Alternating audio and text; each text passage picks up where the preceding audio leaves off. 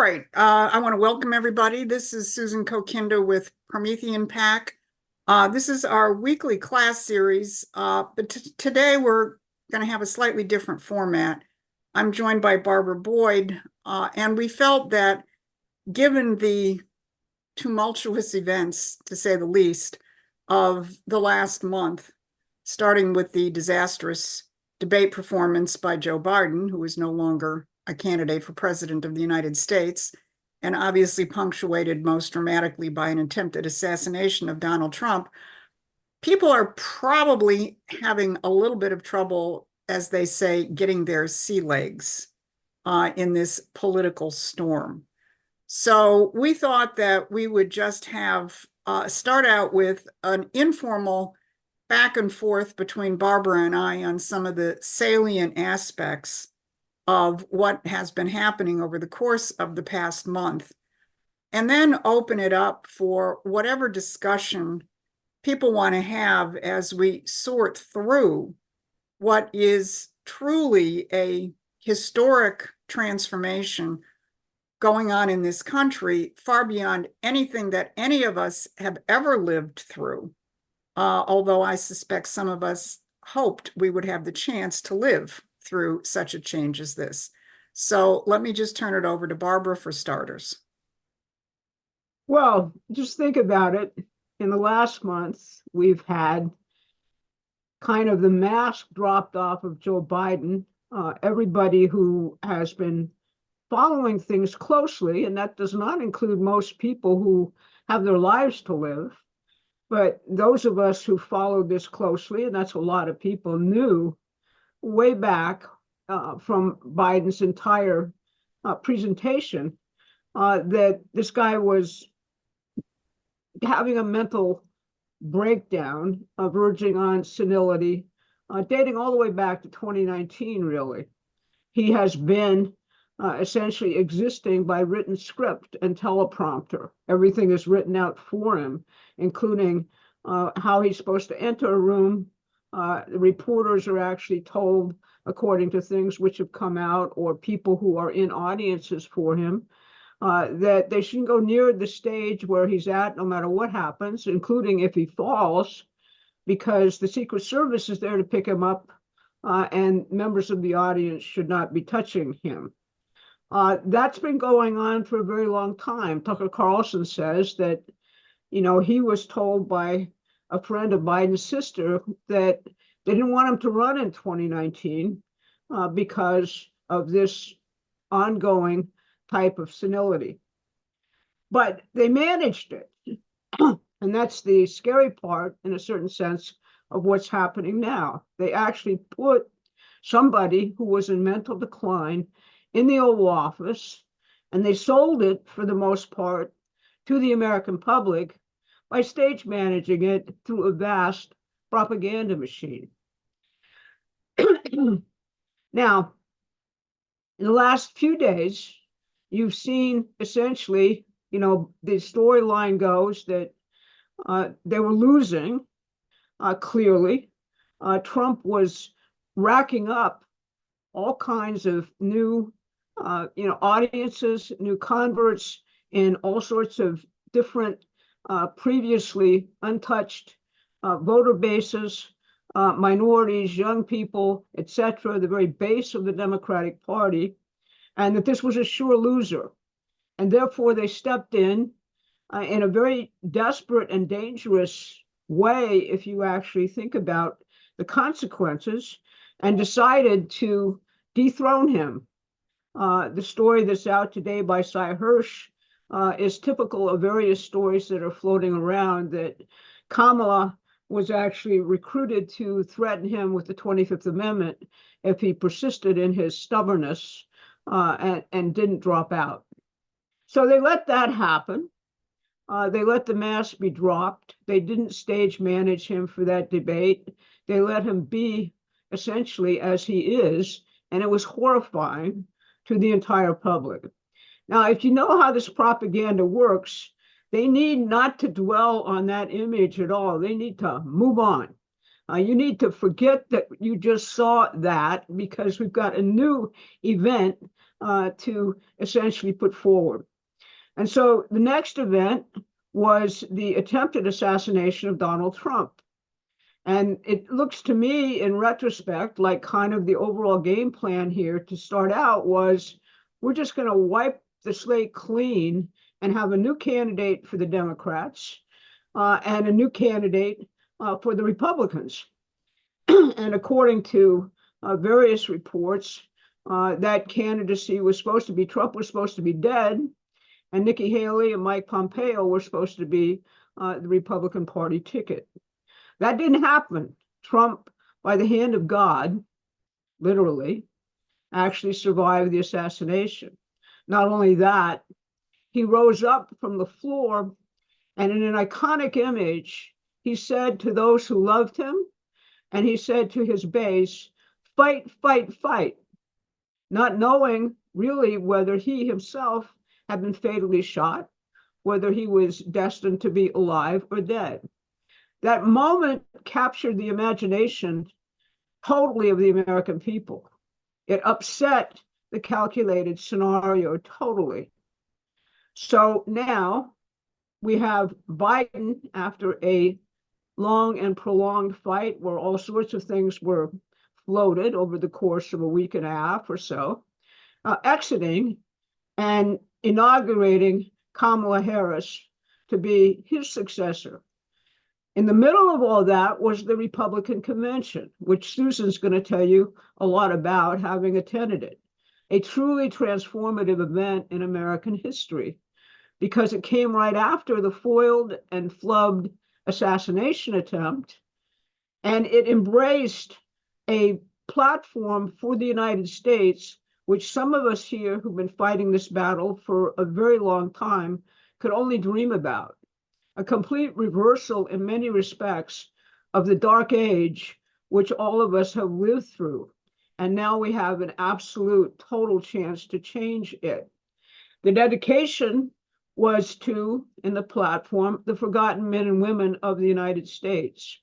That echoes indeed a speech given by FDR, a very famous one, called To the Forgotten Men and Women, right at the height of the Depression in 1932. And what he said then bears a remarkable resemblance to the situation we're in now. At that time, he said the elites had totally failed, totally screwed up the country, left it destitute. And it was because they became obsessed with themselves, obsessed with their own illusions, and essentially forgot about how the country itself actually operated. So they left farms to run fallow when farming, at that point in the physical economy of the United States, was about half of what people did. It was literally the economy of many small towns throughout the country. They forgot, he goes on and reiterates over and over and over again, about the producers, the people who you must lift up, the people who must be the engine of any economic development, the forgotten men and women who the elite always, as if by nature, cast aside. And he said, those are the people that essentially it's going to be easy. It would be easy at this point to say the government should fix it.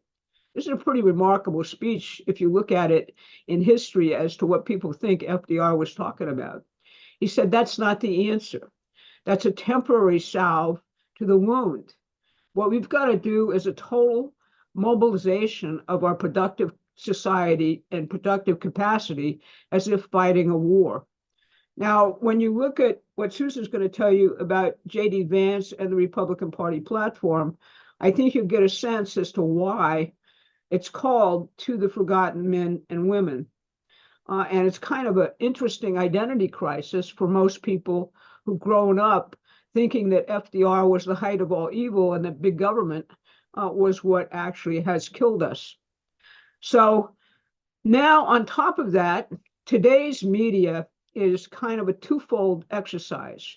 On the one hand, you have this kind of effort to breathe life into this Frankenstein called Kamala Harris as a candidate. So they're erasing everything about her, okay? She's no longer, the borders are We named her the border czar, the media says, but that was untrue. Probably that was the Republicans, or maybe it was the Russians. Who knows? Maybe that's what we'll get next on this thing. Oh, and the whole thing about her being the most liberal leftist member of Congress, even more than AOC or Bernie Sanders. No, we're going to erase all that. Now this woman has foreign policy chops. Why, she even meets with Benjamin Netanyahu. The most devastating stuff, I thought, in just taking an initial look at her profile, is most people, think about Gavin Newsom as the face of the failed policies of California, the dark age of California. Nope. In many respects, it's really her. Michael Schellenberger has done some devastating work, since he's very much into thinking about, relating to, and trying to fix the enormous homeless problem and the enormous crime problem in California, something our organizers out there experience every single day. And he points out that it was her, Kamala herself, and her Silicon Valley backers, the same people who led the charge against Trump from 2015 forward, like Reid Hoffman, like Ron Conway. These are real bagmen for the oligarchy directly. That's what they are. And that's who backed her from the beginning of her career. That and a few other people. I'm going to publish a little bit about this week. Not much, a little, just enough to give you a taste of the fraud that's now occurring by trying to revamp her image. It's kind of like, the old image of Frankenstein created down in a lab, which, Shelley's crazy wife, crazy, friend actually concocted. And they're trying to basically turn this person into something she's not. Simply by word and the strength of their propaganda machine. That doesn't mean they'll fail at doing it. After all, in Pennsylvania, you had John Fetterman having had a stroke and being, kind of almost comatose, actually winning the Senate election prior to his recovery from the depression and other things he actually suffered there. But that's what they're doing. And the secondary aspect of that is a huge assault on JD Vance, complete and total hysteria coming from every single corner imaginable. You have the Republicans, the Wall Street Journal, you have the crazy eye patch John McCain from Texas, as I call him, saying this was the wrong choice, the bad choice, it should never have happened. You have Robert F. Kennedy Jr. coming out and setting off a whole internet crazed interlude that this guy is CIA from the beginning, can't trust him. And everybody who's into that type of thing, yeah, they can find the credentials for Palantir and other things he was involved in Silicon Valley. Big deal. It has nothing to do with the reality of who this man is or what he's going to do in terms of the Trump ticket and the United States. I'll tell you this, folks, he's the real deal, and Susan's going to tell you a little bit more about him and why that is. And then you have, on top of that, a whole lot of fluff being thrown out about this assassination attempt, a whole lot of rabbit holes being thrown out for you to go down. I'll say one thing, and we'll discuss it a little bit further, but think about how much of what you know right now, or think you know, has come from the Federal Bureau of Investigation. Really? Or the Secret Service? Really? It's pretty clear, based on everything that we'll discuss, that this was an organized inside job against the past president of the United States and the current frontrunner, and very much designed to kill him. And the part of the reason, and I'll throw this out provocatively, and Susan can follow it up, part of the reason they are so flipped out about JD Vance and about the entire bunch of young people from Silicon Valley, even from Wall Street, within the elite who are coming forward to actually support Donald Trump, is that this actually makes it very difficult to say, I'm going to assassinate him, and that's going to end the MAGA movement totally. And the ultimate way that you defeat this assassination stuff is by people stepping forward and deciding that they too are going to be next man up. I'm going to lead. I'm going to lead in the same vein that this guy is leading. And he has indeed inspired many, many, many people in that way, in the way that he responded to this. It's almost the historical parallel may very well be Joan of Arc. So, I'll just leave my opening at that. I threw out a whole lot to discuss. And Susan could talk to you a little bit about the transformative nature, both of JD Vance and of the Republican Party platform.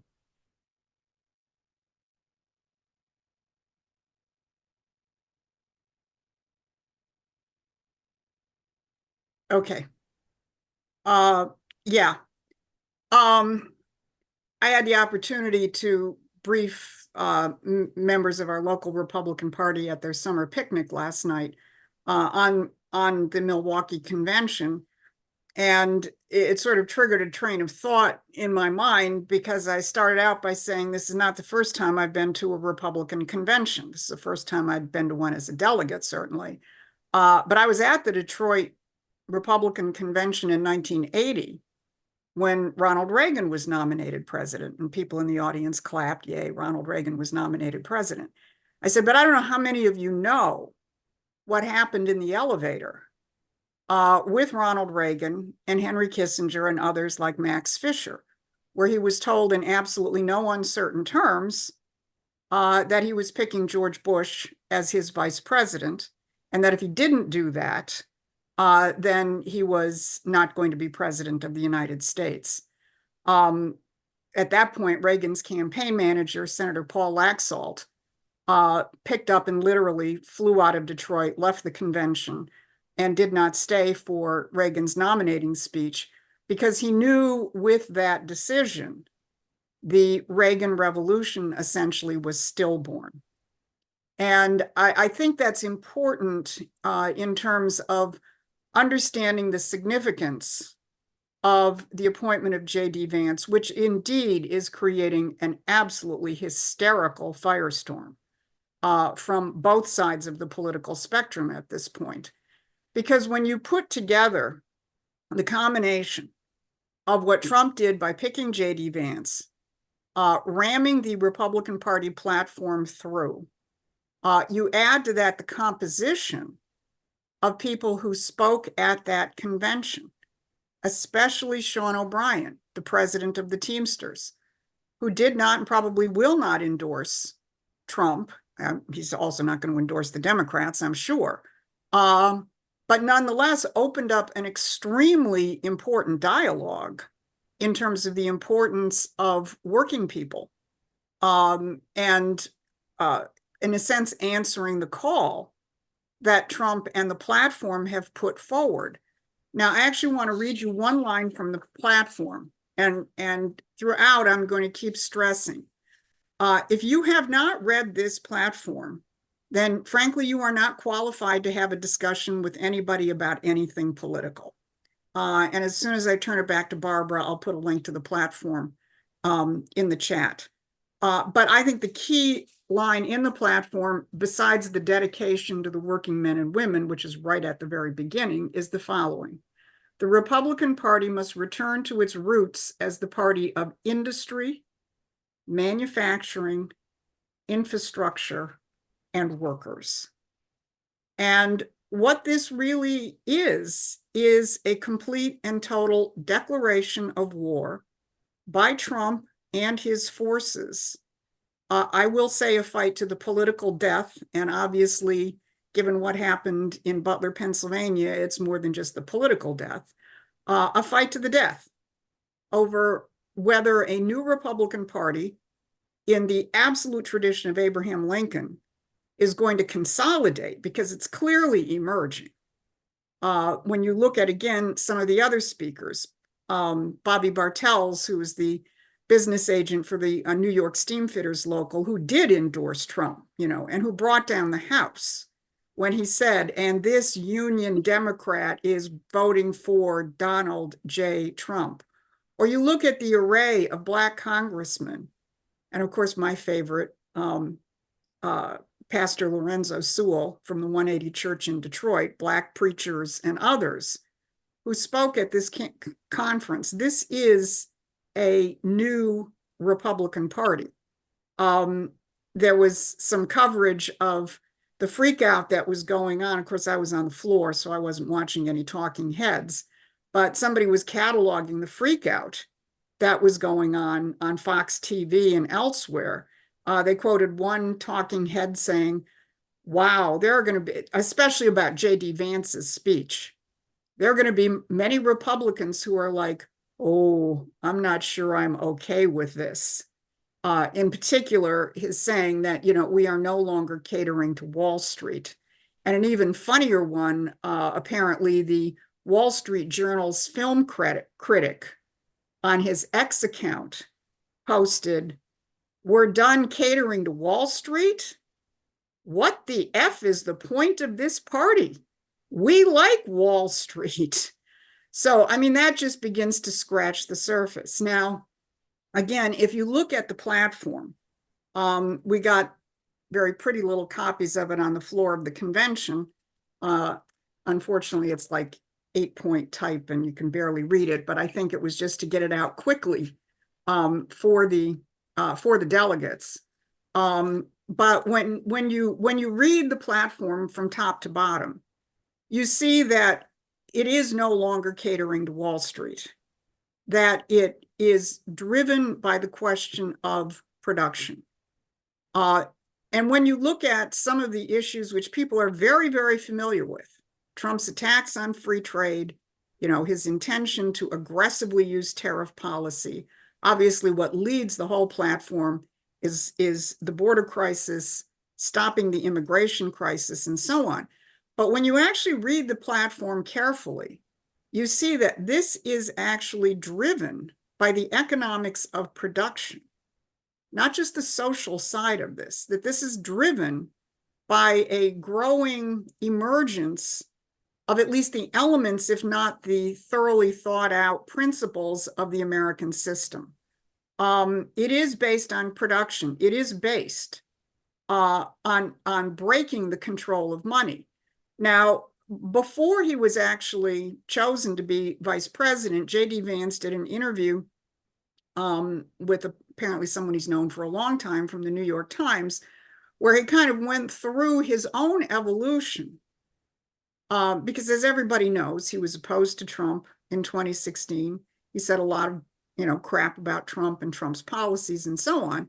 And this reporter who has known him for a long time, they had a very interesting substantive discussion about JD's self-reflection in terms of his transformation. And what really struck me in this interview, was the degree to which Vance became conscious of the fact that the globalist liberal elite, whom he was certainly playing footsie with. I mean, you don't get to Yale from, the hills of Kentucky without playing footsie with some of these guys. But that they represented actually a complete betrayal of everything that he truly believed in. And in this interview in the New York Times, and it's behind a paywall, but maybe we can put up a version of it so that people can read it, because I think it too is well worth reading. He talks about things, and again, this is before the platform was written, but clearly completely in sync with the what underlies this platform. And I will say, and it was confirmed to me in a discussion with one of the people who was very intimately involved in drafting this platform, this was basically written by Donald Trump. This is Donald Trump's platform. This is not some negotiated Frankenstein monster of pieces of different interest groups. Trump had a vision. It is to address the forgotten men and women. It is to turn the United States, the Republican Party, and the United States into an economy which is based on industry, manufacturing, infrastructure, and workers. But it's clear that this is also how JD Vance thinks. So I just want to reference a couple of comments in this earlier in July New York Times interview, because it is, again, what drives the concepts in this platform.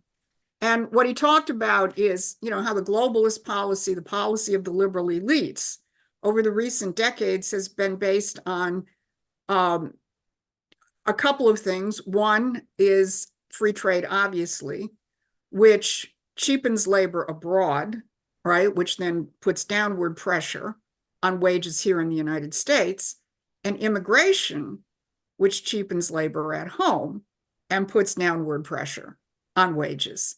And so what he says in response to that, he says, the populist vision, at least as it exists in my head, is an inversion of that, applying as much upward pressure on wages and as much downward pressure on services that people use as possible. And he makes the point that we've had far too little innovation over the past 50 years. Then he's prodded on the question of Social Security and Medicare, and is it going to be sustainable, and blah blah. And of course, this is one of the things that has got the Democratic Party completely flummoxed. They're as Kamala's speech the other day in Wisconsin, attacking Trump for wanting to cut Social Security and Medicare. I really recommend people, print out copies of this platform if the RNC doesn't make a better version of it, and just walk around and show people, the provisions in here where the platform clearly says, we are defending Social Security, we are defending Medicare. But what JD said in that interview is he talks about an actual solution to the alleged crisis of Social Security. And again, this is all production driven. This is the American system. He says, okay, take those 7 million prime age men who are not in the labor force. Those are people who are very often supported by public resources. You shift millions of those men from not working to working. You increase wages across the board, you increase tariffs, and I think you buy yourself a whole hell of a lot more than the 9 or 10 years that the actuaries say you have in terms of Social Security. You will get more revenue, yes, from tariffs, but from more people being in the labor force, from higher productivity growth, from higher wages, from transitioning young people who are not working into the labor force. And this is what infuses the platform. It is a platform that says produce. Now, one other aspect before I turn it back to Barbara is obviously the other battleground between Wall Street and the producers is the question of war. And Trump has declared war on the war party. Of course, they are still there. Barbara mentioned this lurking ghost of Pompeo. He's getting, there. John Bolton, just so we all know that the world is coherent, is attacking JD Vance, with all of the other attacks.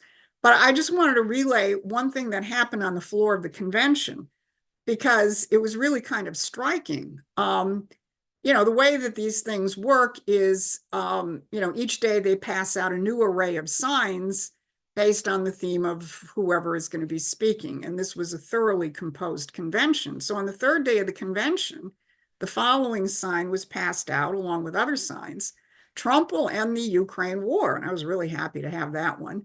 And then partway through the session, you could see that all these state delegation chairmen were getting buzzed in their earbuds, and they suddenly came around asking people to hand these signs back in because they weren't authorized. Now, if you can see on the bottom of the screen, it says paid for by the Republican National Committee. I mean, obviously, they were authorized, but there was obviously a fight even at this level behind the scenes between the war party and the Trump faction. And the Trump faction won because they did pass the signs back out again. And I proudly kept waving mine and kept mine. But again, on the questions of war, the economy, and without going into detail, obviously the war on drugs, which is tied to the immigration crisis and is obviously very personal to JD Vance. given his own family's history, and given the fact that the British have used opium wars against populations, certainly going back to the British Opium War, that this is a new Republican Party. This is a declaration of war against the old Republican Party. I just want to share the screen one more time to make one other point, because as people know, we've been in the forefront of educating people around Donald Trump's Agenda 47 policies, because the platform essentially is a distillation and frankly a better composition of what is in Trump's Agenda 47 policies. So one of my associates got the following text from the Republican National Committee during the convention. What is Agenda 47? It is the 2024 Republican platform. Agenda is about putting Americans first and a roadmap to making America great again. So I think people really have to, again, brush aside the Psy war, the gossip, the attacks on JD over the childless cat lady thing, which of course was taken out of context, and realize, and again, think back to, the fact that we lost more than 4 decades in 1980 because George Bush was the vice presidential candidate and Reagan was not able to fully carry anything out. In fact, he was almost not even president because he was almost assassinated less than 2 months into his administration. Think back to how important that is. And then, let's sink in why there is this hysteria right now around JD. So I'll turn it back to Barbara.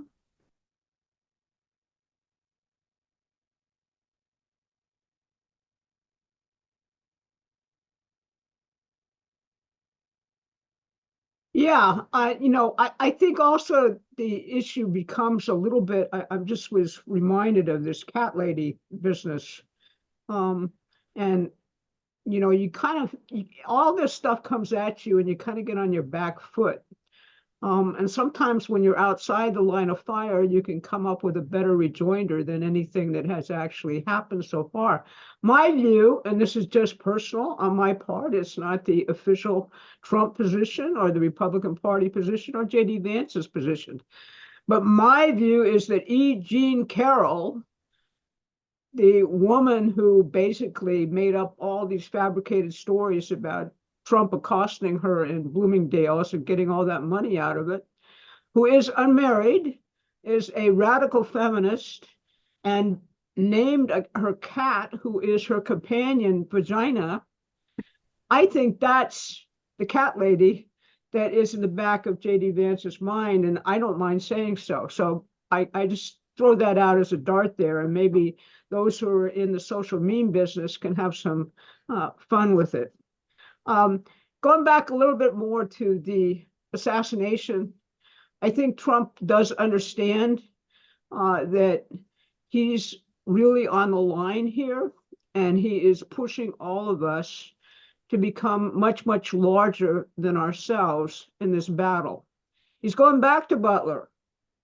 That's what he announced. He's going back to Butler to honor Corey Comportori, who was killed, and the 2 people who were wounded.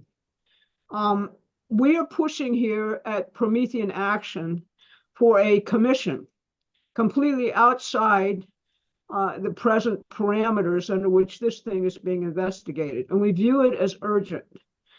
We basically want to have a commission put together from the Congress and commissioned by the Congress so that you have the subpoena power and everything else you need to conduct an investigation, to freeze documents and everything else. You take basically some retired people who are good investigators, good prosecutors, and who are outside the intelligence community right now of the United States, because essentially you're asking them, if you think about what actually happened here, to investigate themselves and to investigate things which happened, which are very much in their purview. Nothing which anybody has heard so far and which they're spinning all sorts of theories around all of it is essentially based on a factual background, which is coming from the FBI, from the Secret Service, and is inherently untrustworthy in this situation. I've personally, and we're pushing at Promethean Action that Kash Patel, and we have a statement up on the website, which people can use with their congressmen and senators. It is urgent. We're saying that Kash Patel should be in a leadership position in this investigation. Why are we saying that?